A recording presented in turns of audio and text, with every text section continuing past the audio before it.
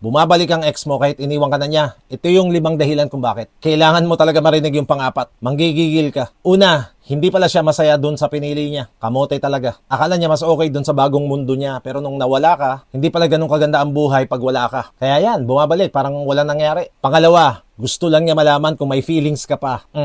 Minsan, hindi naman talaga seryoso yan. Gusto lang niya malaman kung may epekto pa siya sa'yo. Bulok na style. Kapag napansin niya na attached ka pa, mission accomplished siya. Wala talaga siyang balak magstay. Kaya huwag kang pabudol. Pangatlo, walang nagmamahal sa kanya tulad ng pagmamahal mo. Nasanay na siya dun sa alaga mo, sa effort mo, sa pagmamahal mong walang inaantay na kapalit. Kaya nung nawala ka, na-realize niya na iba ka. At hindi lahat ng tao kayang ibigay yung binibigay mo. Eto na pang-4, makinig ka. Gusto lang niyang panghawakan ka habang wala pa siyang ibang mapuntahan. Eto yung tipong reserve ka lang just in case.